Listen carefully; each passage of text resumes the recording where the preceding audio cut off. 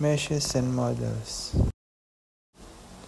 Meshes and models are fundamental concepts in computer graphics used to represent 3D objects. Mesh is a collection of vertices, edges, and faces that define the shape of an object. Vertices are points in 3D space, edges are the lines connecting the vertices, and faces are the surface created by connecting edges. So, ganito yung mesh. May vertices siya. Yan. And then, yung nagko-connect sa mga vertices, yun yung tinatawag na edges. Tapos, itong nasa loob naman, ayan na yung face. Yan yung faces ng mesh. Itong ginawa nating mesh, ito yung triangular mesh.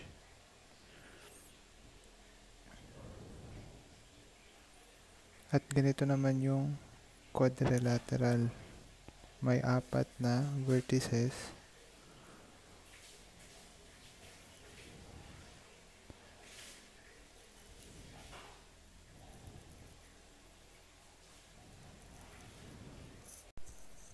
Ito yung quadrilateral mesh.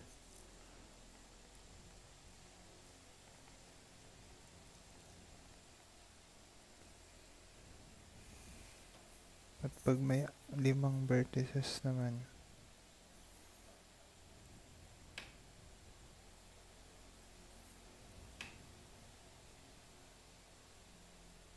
yan naman yung polygonal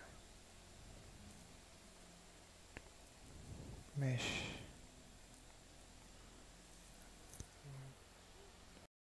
What is the use of mesh?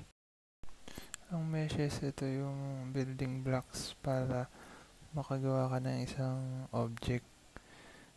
Yung combination ng mga mesh, yun yung nagiging way para makabuo ka ng object. Yung process ng paggawa ng 3D model, yun yung tinatawag na mesh modeling. Tapos yung final product, yun yung tinatawag na mesh model. Materials and shading. Ipapakita ko sa inyo kung paano gumagana ang materials and shading.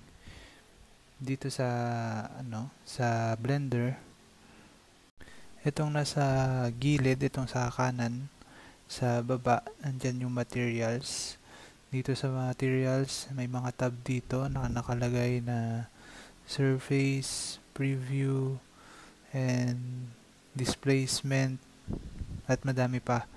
Pero dito lang tayo magpo-focus sa surface, volume, at displacement kasi yan lang kadalasan meron sa materials. Yung surface is everything on the outside surface of the object. Yung volume naman is how you want the 3D space inside the object to be filled. We use this if we wanted to make a fog or smoke inside the object. Displacement naman, displacement is a physical movement of the mesh. Una, dito sa surface, ito yung may hawak ng settings natin. Dito sa settings, nakalagay principled BSDF.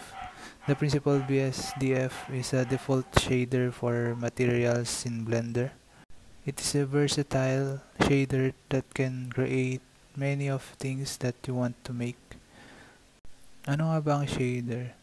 Shader, it is a calculation of how to output materials and how those materials will interact with the light in scene. Sa shading naman tayo, dito sa taas. Yan. At dito sa baba, ito yung shader editor. Yung black yung background niya na may box na 2. Tapos, dyan sa loob ng shader editor, may mga nodes. Yan yung tawag dyan sa 2, nodes. Itong mga ito yung mga effects ng object. Itong may mga dot dyan na kulay yellow, gray, and purple. Yung yellow, ang ibig sabihin is ito yung mga naka-assign sa colors.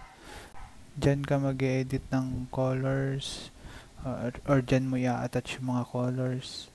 Tapos yung mga line naman na tulad nung nandyan sa pagitan ng dalawang box na yan, yun naman yung tinatawag na socket. Yun yung ginagamit para mag-connect yung mga nodes. Pwede din tayo maglagay ng color image, gaya na itong idadrag mo lang yung image sa shader editor at i-attach mo lang sa color. Yan. Tapos na apply na yung image dun sa cube natin. Pwede rin natin yung i-edit yung roughness, yung metallic niya, yung alpha niya, mga ganun. Pwede rin natin i-edit dyan. Tulad na lang ng ginagawa ko para mas maging maganda yung object, maging mas siya, realistic tignan.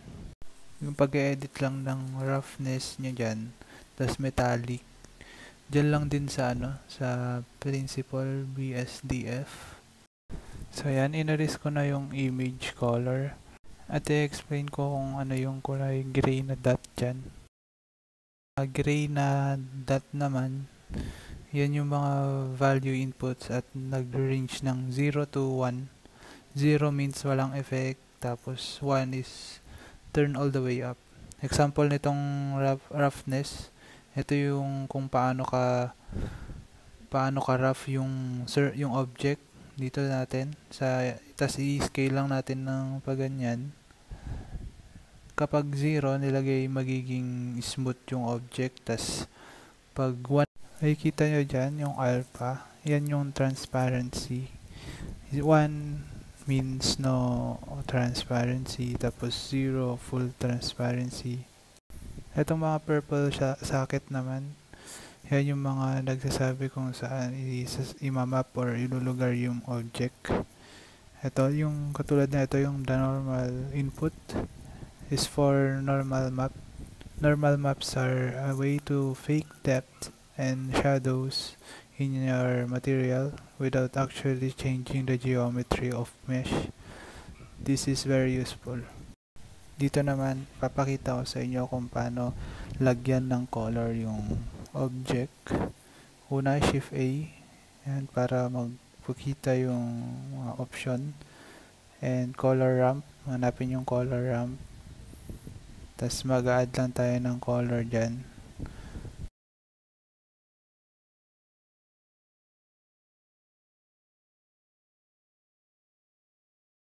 Tapos i-attach natin dun sa color mismo ng principal BSDF.